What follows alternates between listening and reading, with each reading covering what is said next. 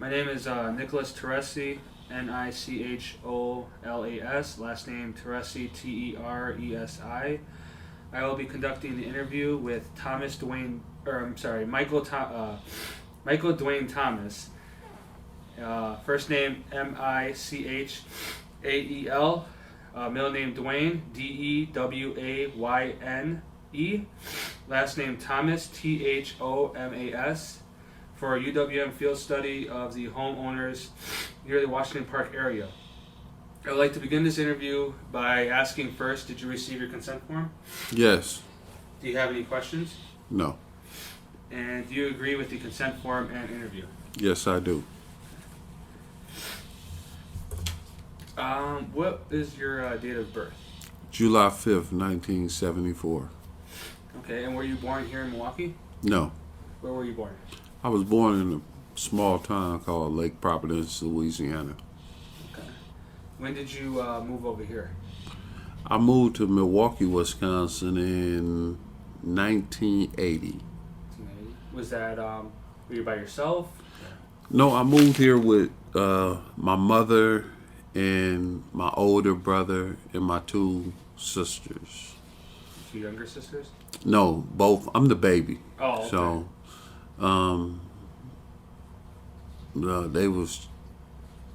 they're my younger sisters, but they're just, I call them my baby sisters because they're younger than my brother, but I'm the baby. I'm the youngest of all four. So.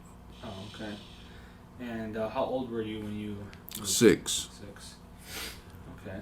And what, did you move anywhere else in between, or was it from there to here? From there to here. Okay. And how was that transition? Do you remember how you felt? Were you excited to move, or?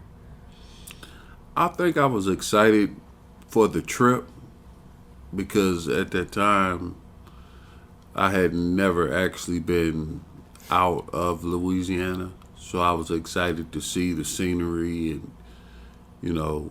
see new, animals and cross bridges and things of that nature. But excited to move. I don't think I actually knew with that detail. I didn't know that I wouldn't see, I was going to actually not see my grandparents, on a regular basis anymore, or not necessarily see my father anymore, what I'm saying, on a regular basis, So I was excited for the trip, but I didn't know at 6 years old what moving away from home actually meant, So. Were your parents together when you moved, or were they already separated? They were separated, but I still had a relationship with my father. But my mother, being in a small town, there was no job opportunities there to take care of 4 kids. So, and by her and my father not being together, she decided to move to Wisconsin for a better way of life. So, that was her prime goal in moving to Wisconsin. So, that's what she decided to do. Okay. Did you still have a relationship with your father after you moved? Yeah, we had a relationship. It wasn't as close as it probably would have been if we wasn't 1,500 miles apart. But nonetheless, it was a relationship. Did he come to visit you here, or did you visit him over there, or both? It was both. I visited him here. He came and visited me here. Calls on holidays, calls on birthdays, things of that nature. Okay. Is he the same father for all the children, or it was just you? It was just me. The other 3 have the same father. Okay. So How did that feel, like growing up, where that you were the only one from a different father? it was actually perfectly fine as far as I'm concerned, because the other kids loved and cherished my father,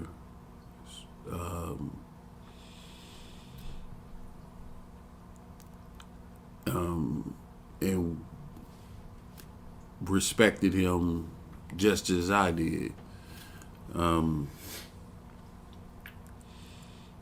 He passed away about 2 years ago, and we all went down to the funeral, and they all spoke at his funeral, and it was amazing how they spoke about him.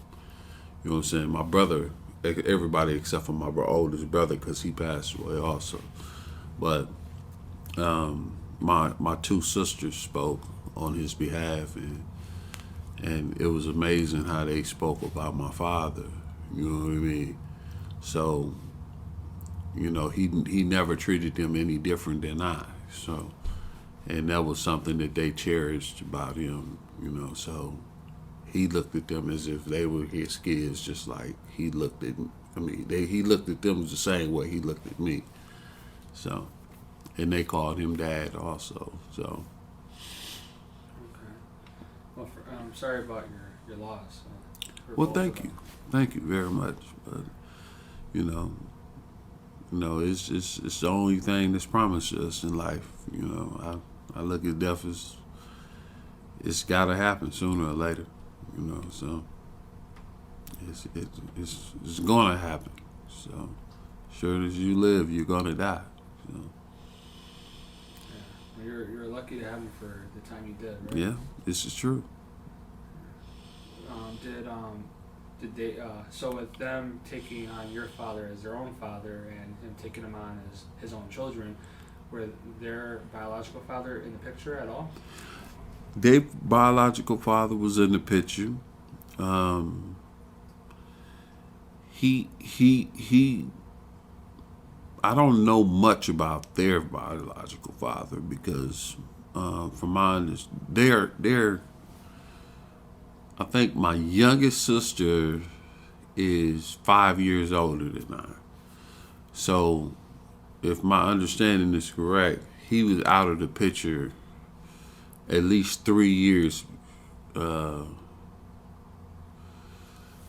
he was gone 3 years before my mother met my father. So I have, and then I was conceived 2 years after that. So I have little to no knowledge about their biological father. Okay. You know what I But mean? so as far as you know, he has never been in the picture with them, or I have no. I know that they communicate with him. You know what I mean, and I know that they've seen him and talked to him, and I know that they've even visited him. I know that he lives in Las Vegas. He's a minister, but as far as their relationship with him, I have no idea what type of relationship they have with him. okay. So So when your mother decided to move over here, did she have any resources, like family members, or? yeah, my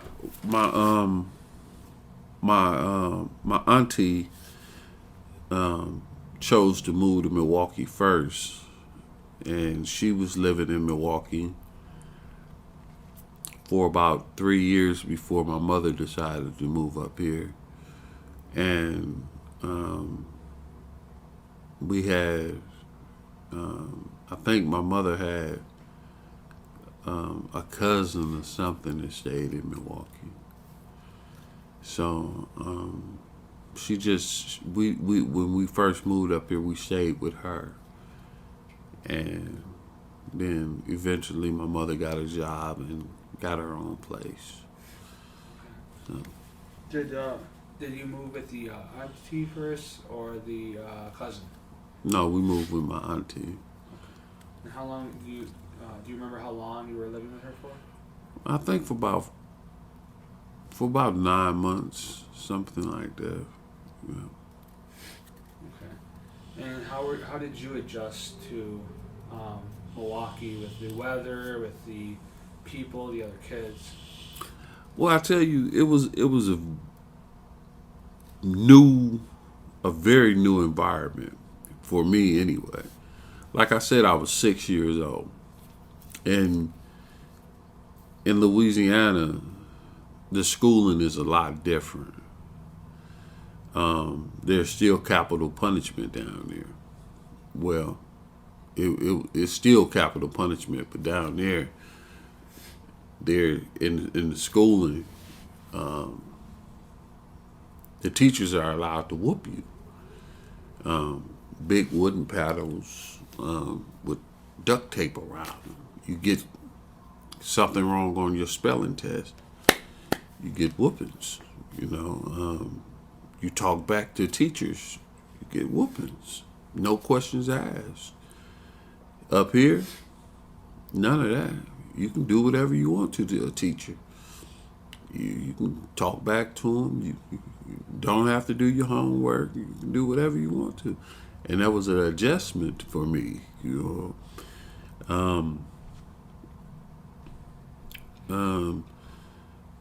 It was an adjustment for me to see the sheer size of Milwaukee. Down there, we pretty much walked everywhere we had to go because the town that I was from is about the size. It's probably smaller than Kenosha. It's probably half the size of Kenosha actually. So we literally walked everywhere. So the fact that we couldn't, I had to catch a bus to school, and it was just the malls, and the places and movie theaters. It was one restaurant in our whole town, the Sonic. You know what I mean? It's McDonald's. It was like, I guess to put it on a scale, it'll be like going from here to New York City. You know what I mean?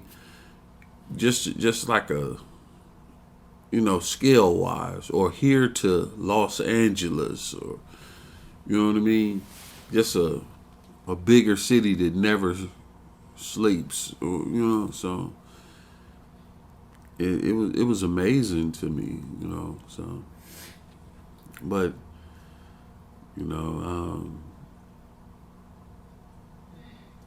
it didn't, I adjusted, it didn't overwhelm me or anything. Did you feel like maybe a little frightened being so young and then being such a larger environment? Not necessarily.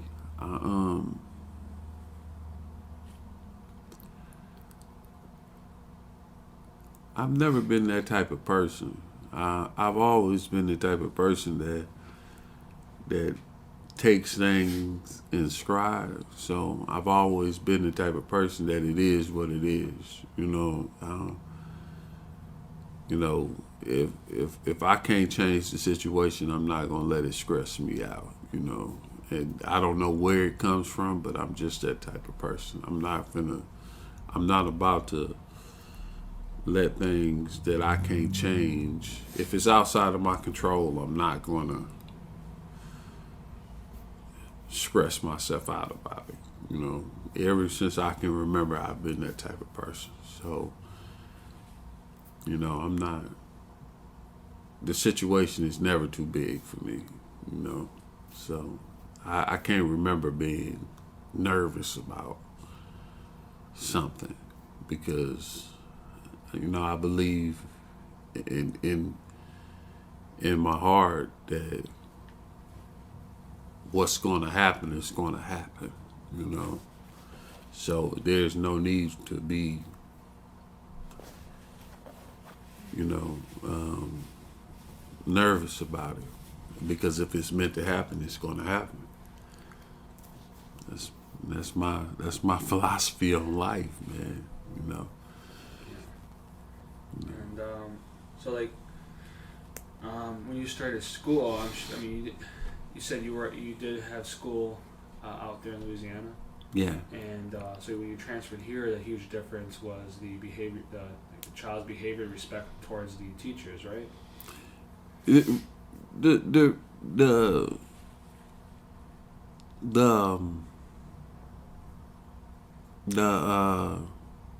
yeah, that in the fact that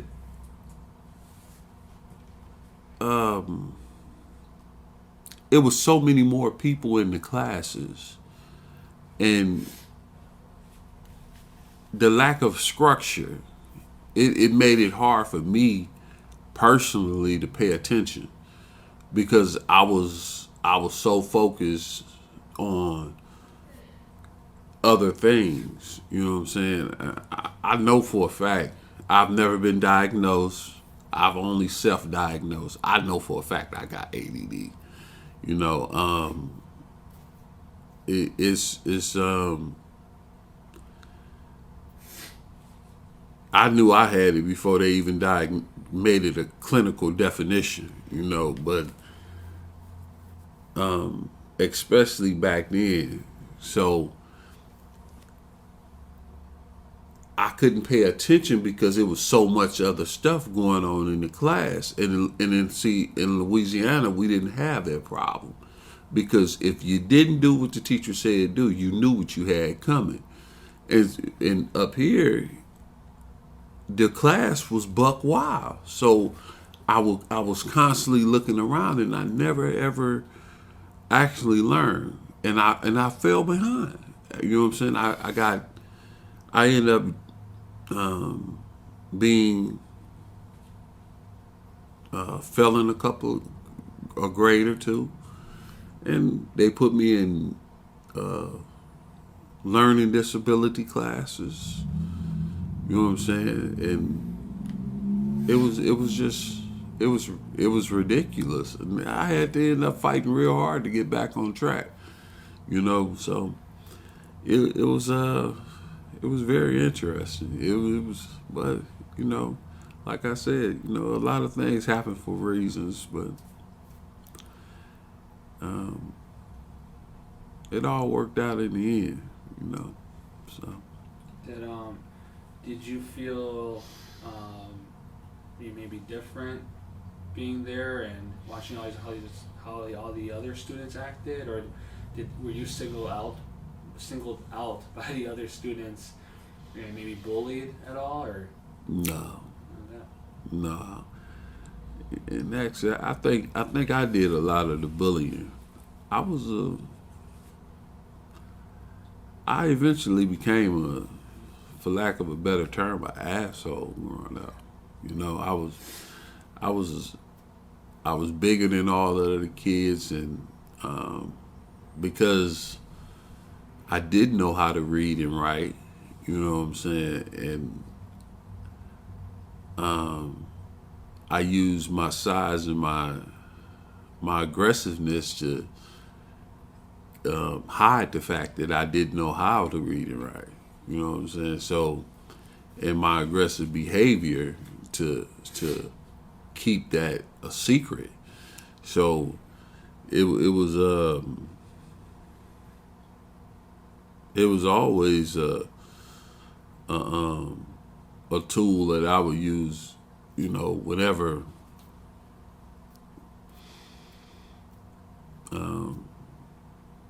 people would approach me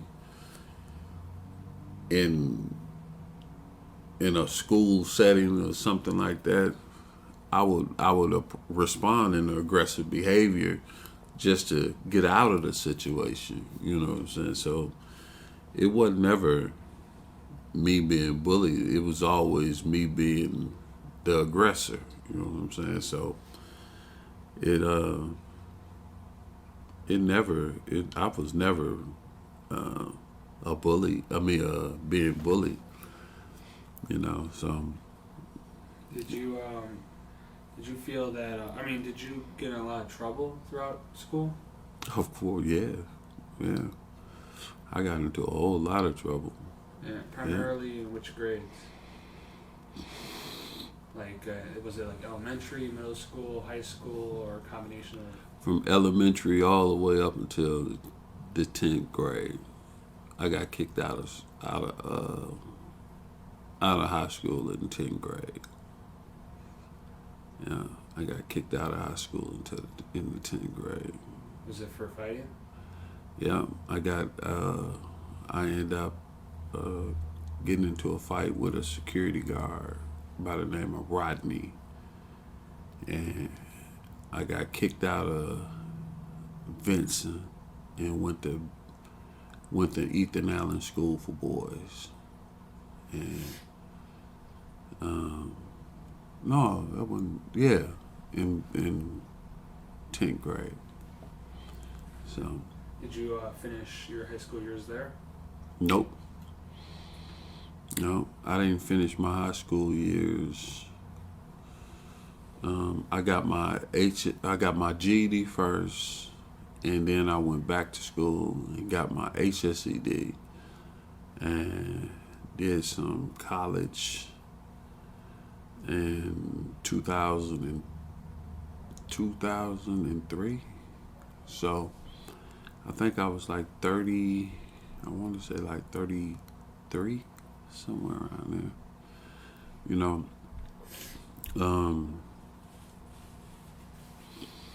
what ended up happening is when at the age of 23,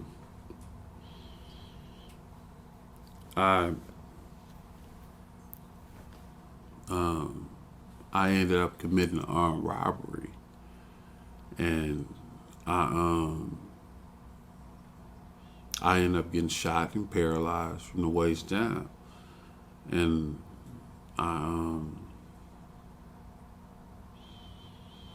I got sentenced to 25 years in the Wisconsin prison system. And during that time, I decided to change my life around. And I served 12 years. So I learned how to read and write, learned how to do mathematics. I started writing books. I started mentoring kids. Currently, I'm trying to open up a foundation. Well, I ain't starting to open up a foundation. I have opened up one. Anyway, so I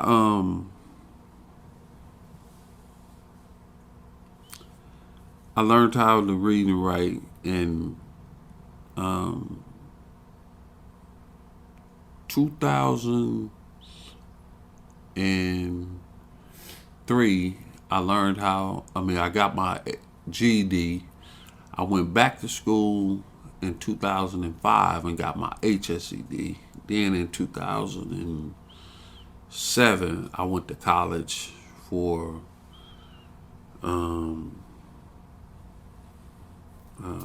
what is it called? Business economics. So, and I didn't finish that course up, but nonetheless, I went there for that. So you finished your GED and is it a high school diploma, pretty much equivalent, the HSED? Correct. Right? Okay. And you went back to college for a little bit. That was all after you did your prison sentence, right? No, that was during prison. Oh, okay. That was all dirty. So that was I didn't get before- out of prison until 2010. Oh, okay. Right. And so yeah, I want to backtrack a little bit. So when so you, because I'm a little confused. So you went from 10th grade. You went from one high school to the other, and you Right. said you didn't finish, right? I did not finish high school. Did you drop out? I dropped. No, I went. I went from. I started high school at Bayview. I got kicked out of Bayview. I went from Bayview to North. I got kicked out of North Division. They sent me to Vincent. I got into a fight at Vincent with the security guard, and they sent me to Wales, directly to Wales. I did a year in Wales, got out. I did something. I can't remember exactly what I did. And ended up going to Lincoln Hills. I think I was like 16 at the time when I went to Wales. Once I went to Lincoln Hills, I didn't get out of Lincoln Hills until I was 18. And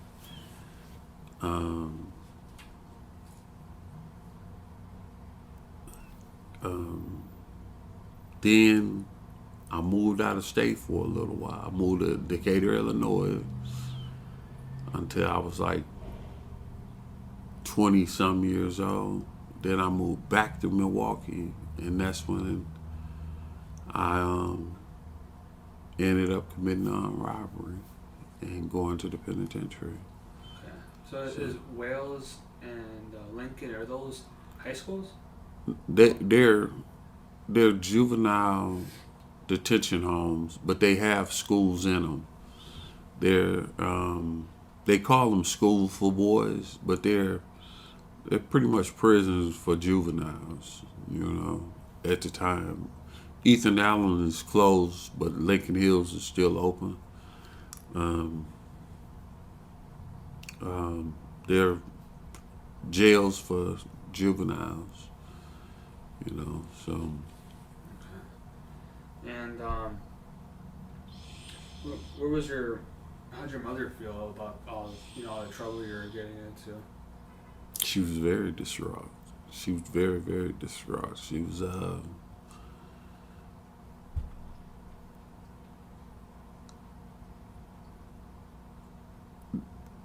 my mother is a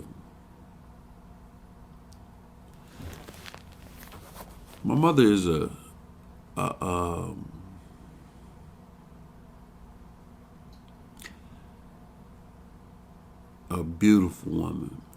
She's an evangelist. She's a church going woman. She's been in the church her whole life. At least for the last 30, going on 35 years. Ever since at least 30 years, you know. And the way I was choosing to live my life had her in peril, you know. But I tell a lot of the people that I talk to, I didn't have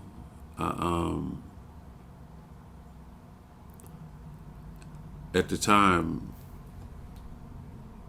I didn't have a respect for other people's love for me, you know, and I didn't realize how my actions affect other people's lives, you know. So which is called like a ripple effect, you know what I mean? How one stone can be dropped in the water and it ripples out and it can touch other things. So, I didn't realize how my life can touch other people's lives. And so my actions had a lot of effect on my mother. I can't tell you how many nights she cried worrying about me. You know what I'm saying? So she it still affects me to this day. Especially the day I got shot. And she had to get that phone call in the middle of the night. And I can just imagine it. You know what I mean? Worrying about whether or not her baby was gonna live or die, or it had to be, troubling, and it had to be heartbreaking, and every other heart-wrenching word that you can think of. So I can just imagine. Yeah. So,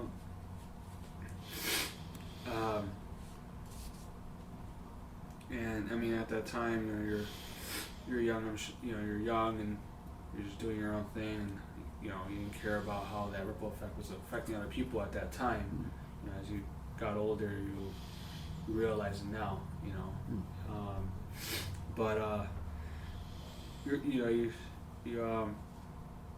so you moved away. Why did you move away? Did you feel that was gonna help you, or did you just No, I moved away because I ended up getting locked up in Illinois, and I went to prison in Illinois, and I got out of prison in Illinois, and I was on parole down there. So when I got out of prison down there, I just paroled down there, and I met a girl, and I just stayed down there with her for a little while, and we hit it off, and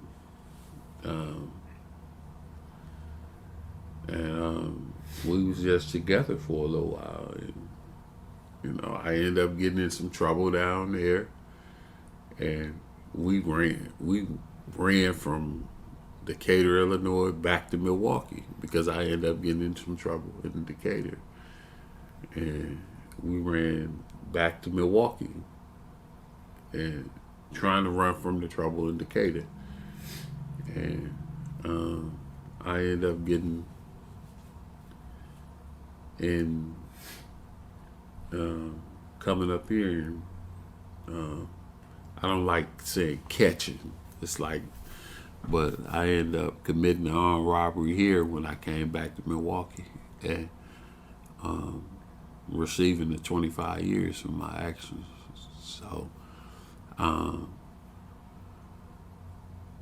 was bad, man. I was an idiot, certified. It was.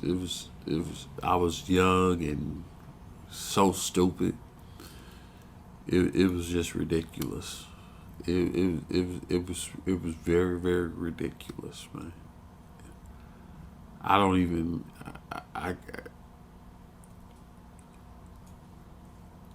I swear sometimes I look back on my actions, man, and I sit up there and I think, like, what were you thinking, man? You had to be one of the dumbest people on the face of the earth. You know what I mean? And but by the grace of the Most High, is he gave me a second chance, man. It's crazy, but I'm still here. And it's only by His grace. You know what I'm saying? But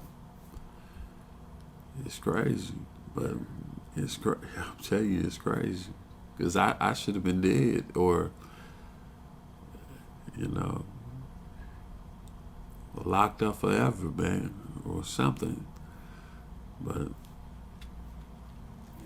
some of us don't have that guidance. I can kind of relate, because when I was in high school and everything, I was a troublemaker. I got in trouble. I went to 5 different high schools, and if it weren't for the military, if it weren't for my mom forcing me to go to military, I probably would have ended up in jail. The way I was, the track I was going, the military really helped me and straightened me out. And after that, I've been on a pretty straight road. Man, So I that's a can beautiful relate. thing. Yeah, I completely can relate to you. I was blessed that it happened earlier in my life, and it didn't lead to anything worse. Yeah, it's a beautiful thing, and so many times, structure is all you need. You know what I mean? It the absence of structure. See, I I was locked up almost 13 years, and I've thought about it and thought about it. In that 13 years, I've thought about it and thought about it so many times, and trying to pinpoint exactly where I went wrong in my life. Because when I came up here, I wasn't that type of person. When at 6 years old, when I came up here, I was not the type of person that I end up being when I started getting in trouble. So I tried to figure out where did I end up going wrong, and it all came back down to the point where I started losing structure, and that's when I stopped learning. I started thinking that I was dumber than the other kids and that was in those classes because I didn't know how to read and write. And because I didn't know how to read and write, I thought that I was less than. I didn't know that I could learn how to read and write. And when they put me in those other classes, and I'm not making excuses. I never make excuses for my behavior because like I told you, I'm a type of person. It is what it is. I don't make no excuses. But and I'm gonna get back on the subject and we can finish doing this. But to make a long story short, when a person has structure in their life and you have expectations of a person. See, my mother didn't know how to read and write. And because she didn't know how to read and write, she never put expectations on me. You see what I'm saying? She never told me, you got to come in here with A's and B's or else. You see what I'm saying? Because she never showed me the importance of an education. You see what I'm saying? In some people, not all people, some people it's very important to show them the importance of an education. Some people automatically get it. You know what I mean? Some people you don't have to show them the way. They automatically can figure it out. I wasn't one of those people. You know what I mean? And because she didn't know the value of an education, she failed to teach me the value. My mother didn't learn how to read and write until she was 42 years old. You know what I mean? So it just goes to show that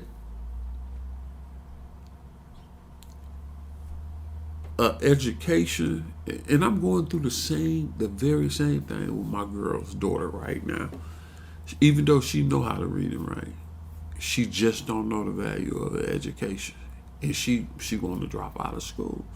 And I'm sitting up here trying to teach her and trying to show her, look, that's gonna be the worst mistake of your life, the worst. And you're like 75% of the people that drop out of school, they go to jail.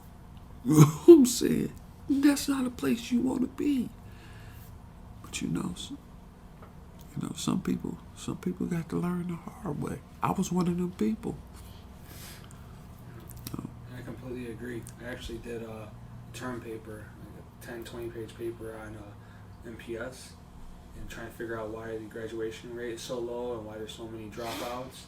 And with research and talking to teachers and everything, it pretty much got down to the value of education, how parents don't teach their children the value of education, so the child goes to school not valuing the time that teachers are putting into it. They disrupt the rest of the class, and then that one thing leads to another. They're out of school, which leads to unemployment, prison, crime, everything else. It's all hand in hand. Yeah. You know, I had a when I was in prison, it all stems back to the same thing, right?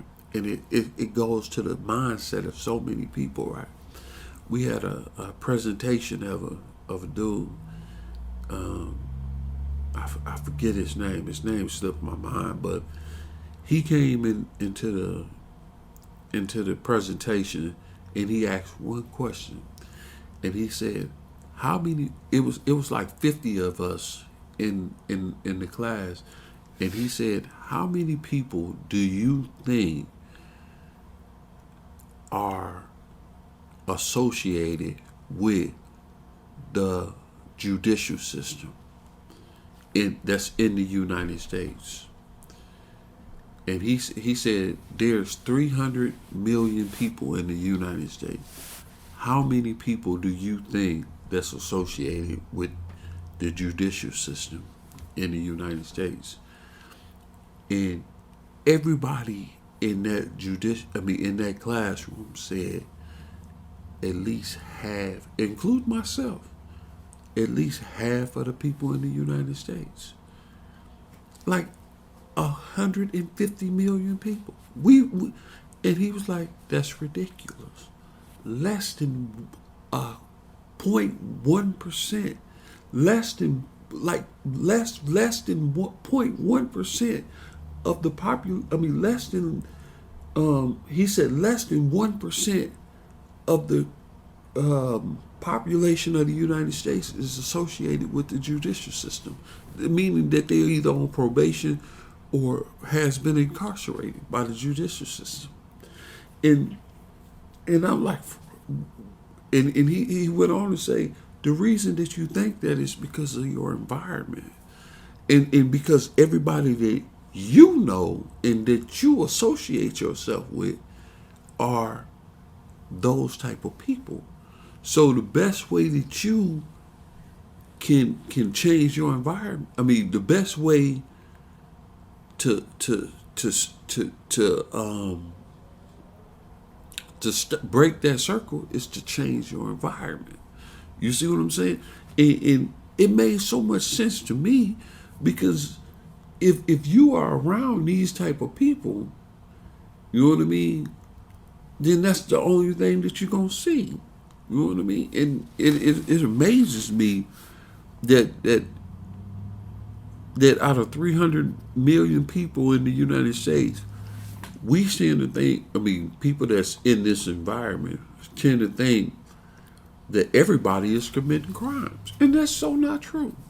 It's just not true. It's 290, at least 295, 98 million people that's just living life and don't even commit crimes, according to statistics. You know what I mean? And, probably 4 million people actually do wrong. You know what I mean? Everybody else is actually living life. Probably don't even speed. You know what I mean? But, it's amazing. But who am I? Who knows? Yeah, I completely agree. I understand. My mouth is dry from all that. It's good. But let me ask you though. So you said you went to prison in Illinois when you moved over there. Can I ask you why? Stolen car. Okay. Yeah. And then how long were you incarcerated for? A year and a half. And then after you got out of there, you started dating some girl, and you got into a little trouble before moving back to Milwaukee. Can I ask you what that trouble was? Was it with a gang or police? No, it was what happened was me and old girl that got into it, and me and her got into it. She went over by her friend's house, and I went over by her friend's house and kicked open the door and brandished a firearm and told her to take her ass home, or I was gonna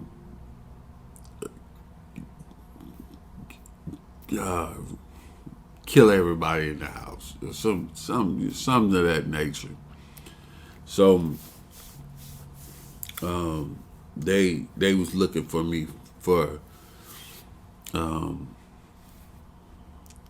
8 counts of child endangerment for brandishing. It was like kids in the house, so they was looking for me for brandishing the firearm in front of kids. Home invasion because I kicked open the door, and possession of a firearm by a felon. So I ran to Milwaukee. So, And yes. how long were you here in Milwaukee before you committed the armed robbery? I don't know, about 9 months, 9 months? if that. I'm not for sure. I know the armed robbery happened on March 19, 1998. And that happened around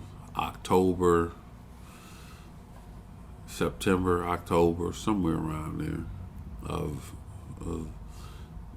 97, somewhere around there. So it was 6-9 months, somewhere around there. Okay. And that the armed robbery, was that, where was that? Was that a gas station? It was a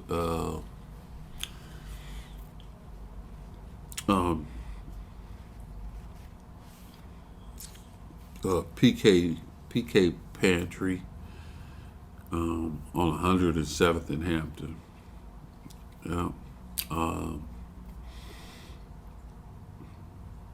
Yeah, PK Pantry on 107th in Hampton. And that's where you were shot and paralyzed? Yeah. Was that with from a police officer? Or? Nope, the owner of the place shot and paralyzed me. Well, a worker.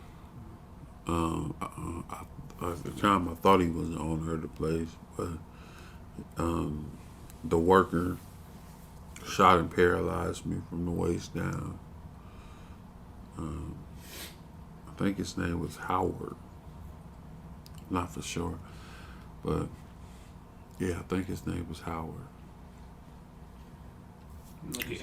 Looking back now, are you? I'm sure at the time you were upset with him. Not really. No. Not really.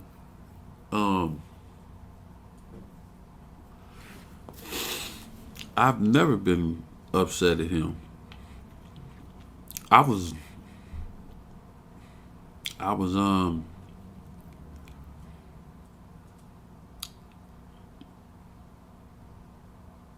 never been upset at him. I was actually kind of thankful to him because he could have killed me. And he didn't. He chose not to. And in fact, one of the only things I remember from that night is the kindness that he showed me after he shot me.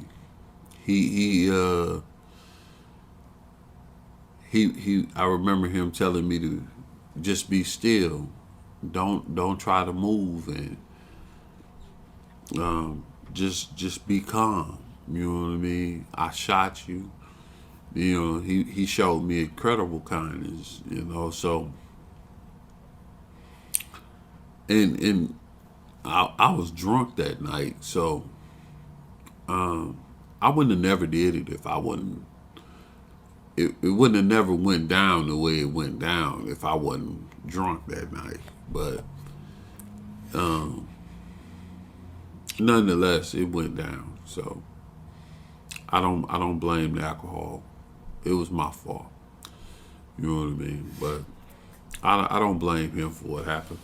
Not at all. You know what I'm saying? He was defending himself. You know, so, and I was totally in the wrong. You know, I never blamed him for my actions that night. And when and this is kind of a little bit off subject, but you said that your older brother had passed away. Was it natural causes, if you don't mind me asking? Yeah. Well, as natural as alcoholism could be, I think he passed away from sclerosis of the liver. Um, he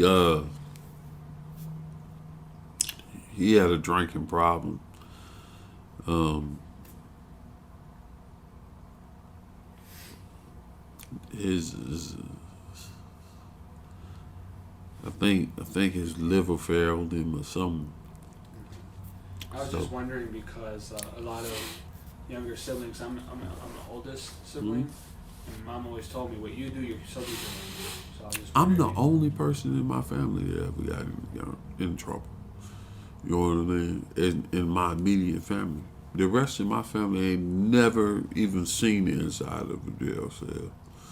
It's crazy. I'm talking about, man, ain't nobody in my family even been inside a police, ever had contact with a police officer. It's ridiculous. My mom, my mother told me, I'm not even coming back to visit you no more. I don't even like being in here for a half a second. She was lying, but nonetheless. But yeah, I'm like the only person in my family that ever had those tendencies, and that was one of the reasons I based what I said um, off the structure of the school systems, because all of them, I mean, all my brothers and sisters was schooled with that same structure in Louisiana, and I was the only one that was. I mean, and I was the only one that was schooled up here. You know what I mean? I was the only one that was lack, because I literally went from school from literally uh, first grade here all the way up. Everybody else, like I said, my older sister, they had that first discipline, that discipline from down there. I didn't really have it. I only went to 1 year down there. The rest of them, they was almost in getting ready to go to middle school or something like that when they moved up here. You know what I'm saying? So they knew what it was. You know what I'm saying? They had already knew they ABCs, one, two, threes, and how to read and how to spell and all of that stuff, because it was, they knew they was gonna, you know what I'm saying? It was already drilled into them. I didn't get that. You know what I'm saying? I came up here and it was a party. You know what I'm saying? So And so how? So after you did your, you said you did 12 years, right? yeah, 12 and a half. 12 and a half. And then where did you go from there after prison? Well, I came home and To your I mother's was, house? huh? Your mother's house? No, my mother had moved back down to Louisiana. I went to my sister's house because it was the only wheelchair accessible house in the family, and it wasn't totally wheelchair accessible. Only her downstairs was, and it wasn't no downstairs rooms. So I could only sleep in the living room.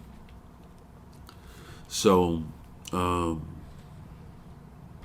I eventually had to find my own apartment. So I started looking for me a little apartment, and I found me a nice little economy apartment on the south side on 13th and Win Lake, and stayed there for a while. I think for like 2 years. Then I eventually moved over here over here on Capitol and Humboldt for about for about a year. No, for about 2 years. That's when a friend of mine told me about the ACTS program and that they help people buy houses. And I talked to my auntie and my nephews about helping me come up with the down payment or the money to buy the house. And because I told them that I was tired of living the way I was living, and they was like, man, it's cool, you know. So they helped me out, and here I am. So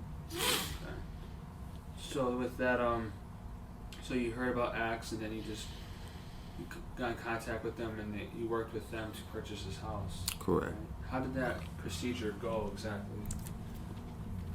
Well, once I contact a lady by the name of Constance Alberts, she had me come down and fill out the paperwork, and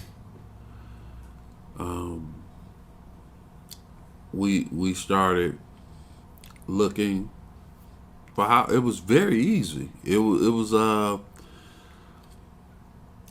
Um, it was so simple. It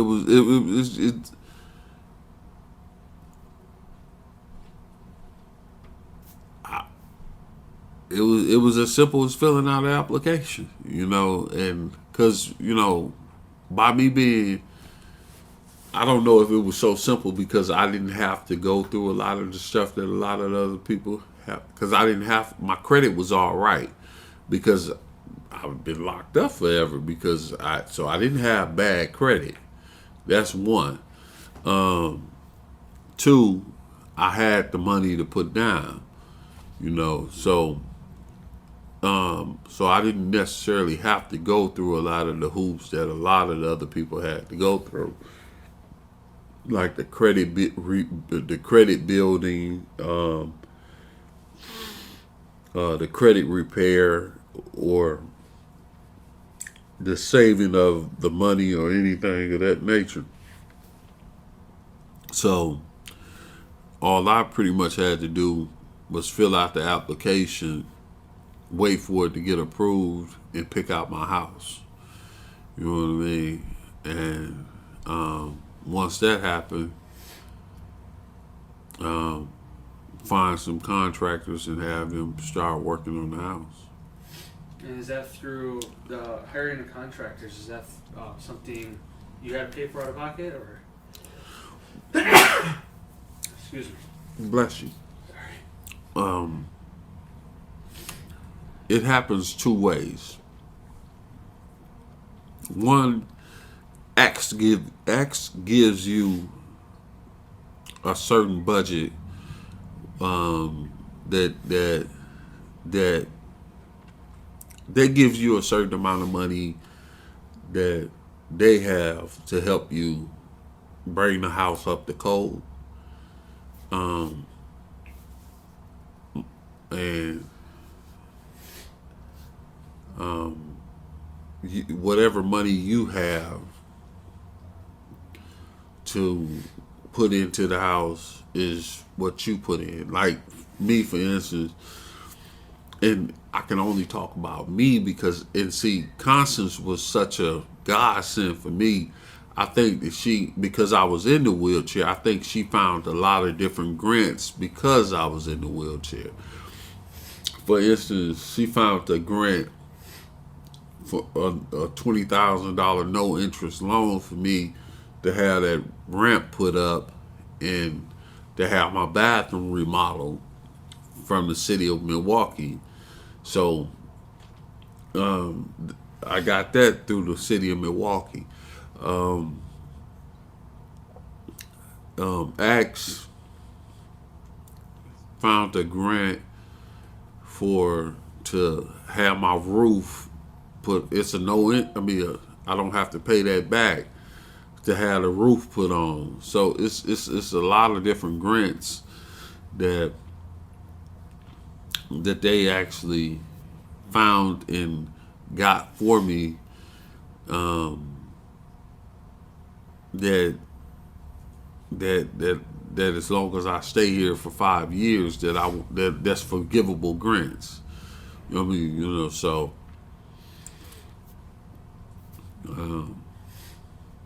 which is cool for me because I don't plan on leaving anyway once I get it the way I want it. So You said that you had a selection of houses. Were they all in the same area, or were they some on the south side, some on the north side of Northview? they was scattered all over. Any city owned house they can get you in, but from my understanding, and I don't know if they are doing it different now because Constance no longer works there. But what Constance did for me is she asked me how much money did I have to put down. You know what I mean? And once I told her how much money I had to put down on the house, she gave me a list of houses that was within my budget and told me to go look at those houses and see if I liked any of those houses. So she gave me the top end of my budget and go see if I liked any of those houses. And this one right here was the one I chose. Why did you choose this house? Well,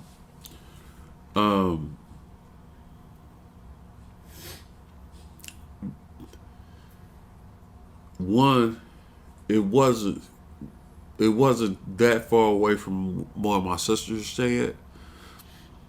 I got a sister that stay pretty much like 9 blocks that way, and I got another sister that stay like 9 blocks that way. So, and it don't seem like they gonna be moving anytime soon. So, I figured I should be somewhere around here, especially by me being in this wheelchair.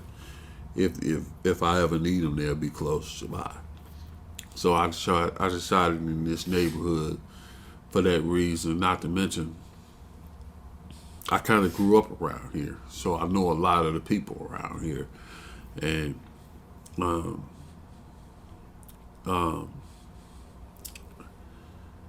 I didn't want to move into another neighborhood and not feel as safe as I feel, as safe as I can feel in this neighborhood.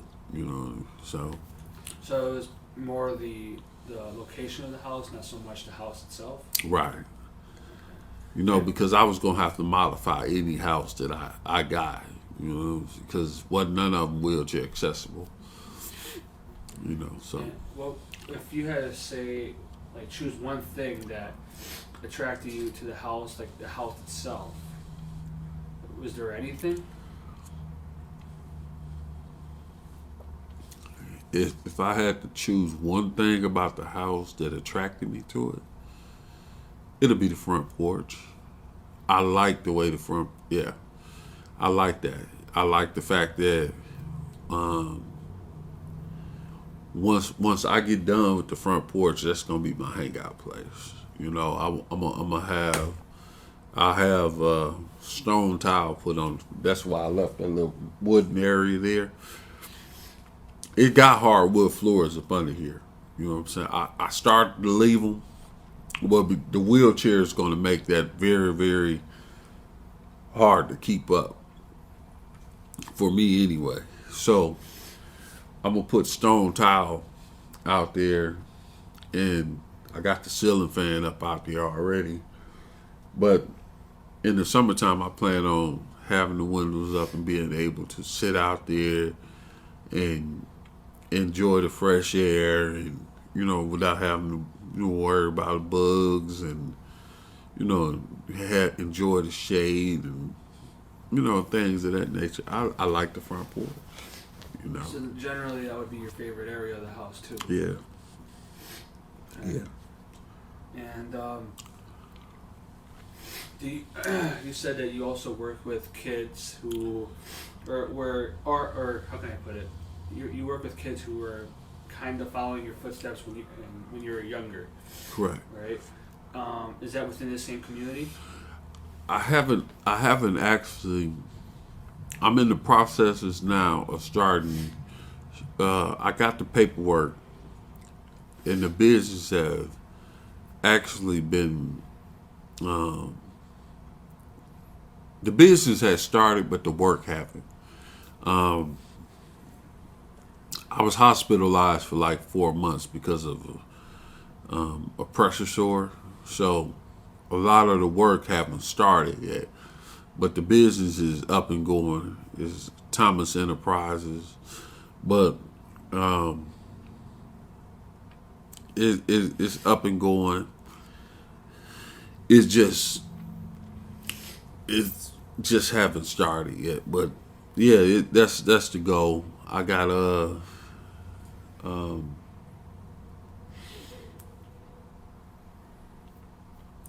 it's going to be a mentoring thing. It's Like a youth, juvenile help. it's Thing not like that? it's not necessarily juvenile. It's going to be open to everybody. It's going to be based where it's going to be like a pay it forward type thing, but we're going to focus on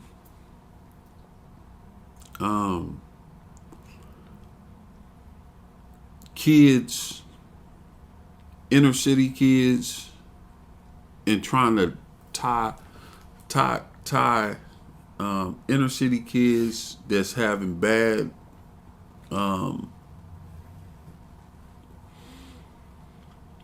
so for instance, we're going to go to different schools and get those kids that's skipping school and doing all of those things, and we're going to go to whatever kids is missing school and whatever.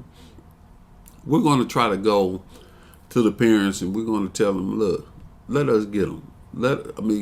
Sign them over to us for whatever. Let us get them, and we're going to go to those kids and tell them, man, come kick it with us for a little while. And then we're going to go and get some mentors from another school, preferably Dominican Republic or Dominican and Whitefish Bay, and we're going to take them and put them in. Can I move with this on? Yeah, go ahead.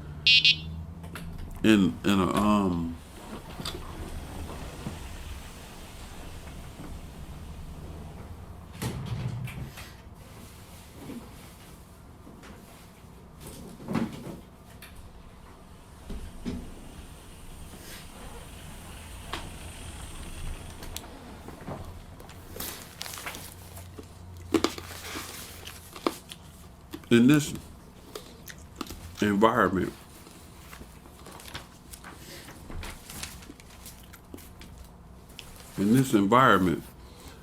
and we're going to tell them, look, we're going to have fun, but at the same time, we're going to teach you how to be men. We're going to teach you how to be young ladies. Because we don't believe it's too late. You know what I mean? So this is the sketches for the. That's just the blueprint. The actual building itself is on the other side. This right here is going to be the inside of the building. So, but like I said, and that's just a rough draft of the plan. But you know what I'm saying? I know y'all architects, y'all probably like it now, huh? I should have had y'all do it. And it's going to have an atrium around the top. So it's going to actually be 3 stories. You'll be able to look around the top. You know what I'm saying? It's going to have a thing where you can walk around the top and have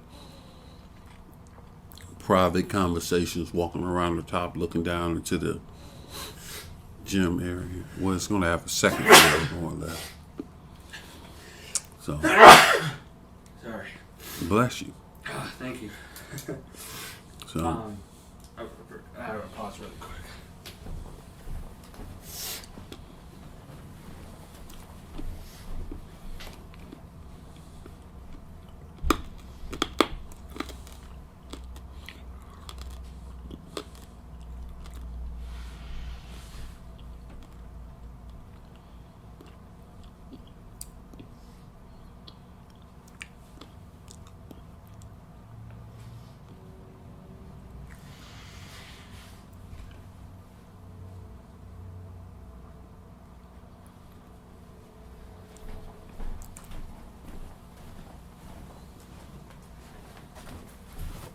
All right, sorry.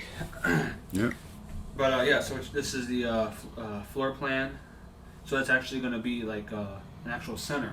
It's not Yeah. like you're going to go to their houses and try to communicate with them. You're actually going to bring them here for a certain amount of days. Well, not necessarily for days. It's going to be open to them every day. You know what I mean? It's going to be open to them, and we're going to make it.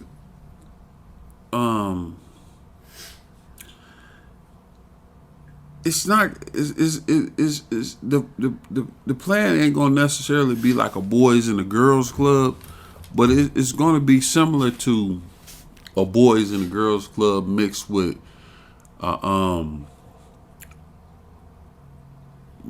it's going to be similar to a boys and a girls club mixed with a lot of boys clout and a lot of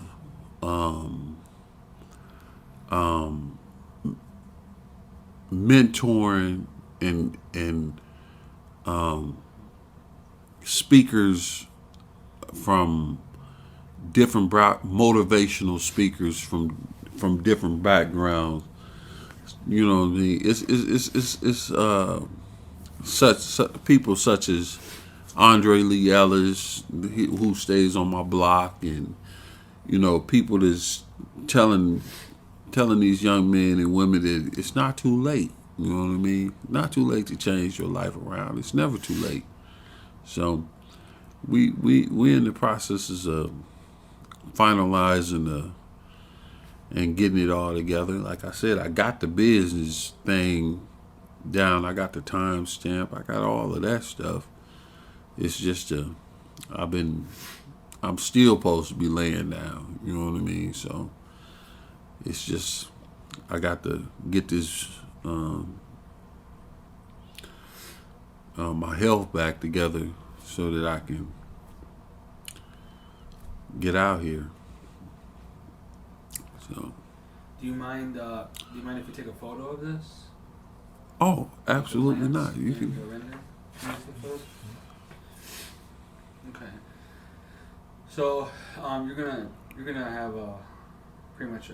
have a great role in this the Milwaukee community. Oh, I'm trying. Yeah. I'm trying. And I'm just asking. So if you were to move, do you think you moving would have an effect on this community in a negative way? Maybe without your influence, without your Moving life where? experience? Just anywhere. If you were to move outside of Milwaukee.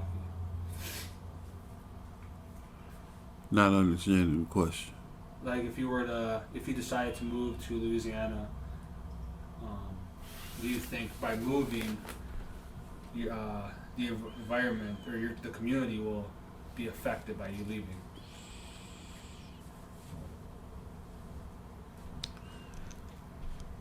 I wouldn't say that.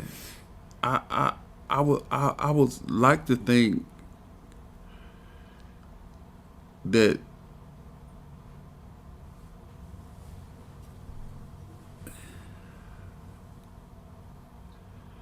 I don't want to sound that conceited, man. I wouldn't want to sound that conceited and think that I'm all of that to say that that Milwaukee will suffer because I'm gone. I think anybody could, next man up. But I do think that a lot of people don't have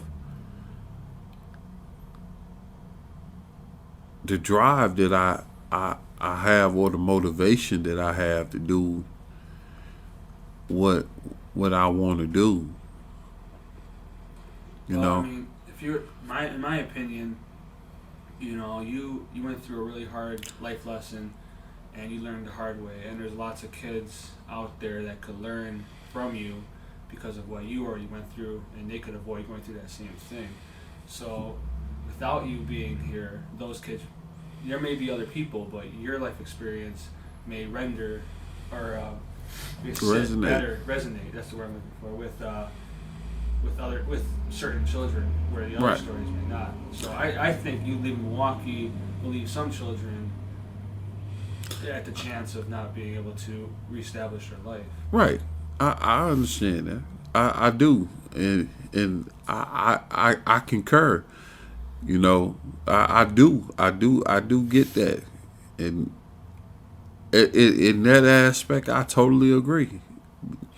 But I was just, it's a fine line between trying to be humble and not trying to seem, showy. You know what I I mean? understand. So that was kind of like a trick question. I don't want to seem too ostentatious. You know what I mean? I don't want to seem too showy. I just want to do a job and you know try to help some people. Okay. You know. Well, we do have a few more follow up questions. Okay. But I'm gonna let Sinoop here finish it out. Okay. My name is Sinyak, and I already heard about many information about your personal history and how to get this house. So I only have a few questions about. The first thing is when I came here, I smelled some burnt incense. Hmm. So is there any specific reason you prefer that kind of things, or? No, I just like incense. It's just um, I like to keep the house. I like the fresh air, and when I normally have that window right there open, but when the window's not open, or when these windows not open, you know, I normally have the incense smell, and I knew you guys was coming over here, and I smoke cigars. So I didn't want to have y'all coming in and smell the cigar smoke. So I said I'd burn a couple of incense. So that's all that was. And exactly when you bought this house, when you moved this house,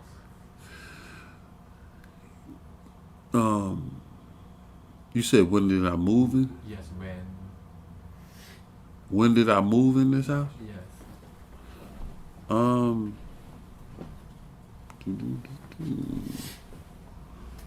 I want to say November 2015 November. 2015.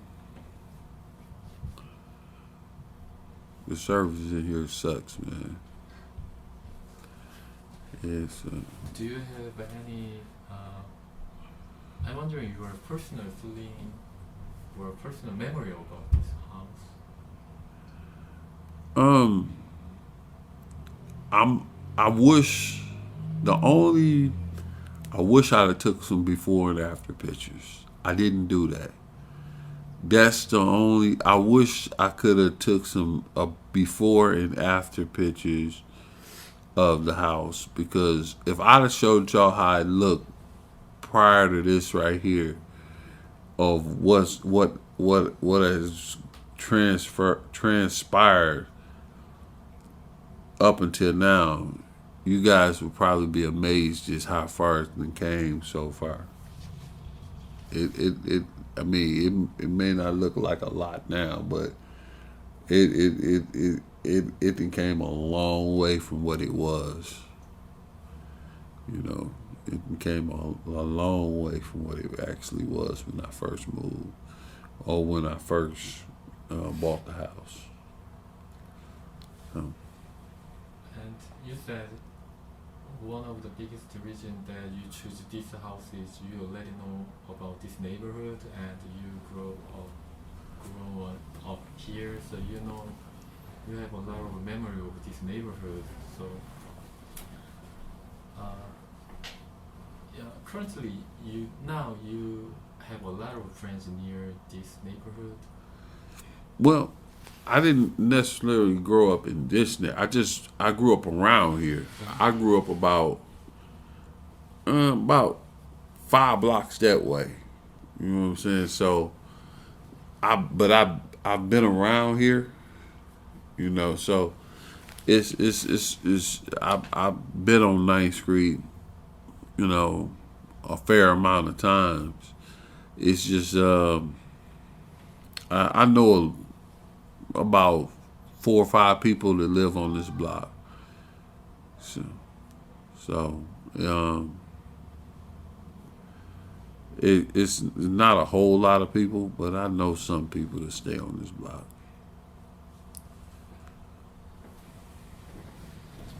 All right, Michael. Well, we just both want to thank you for taking time out of your day to give us your life story, and tell us your life experiences, and just taking the time to interview with us. Really appreciate it. You're more than welcome.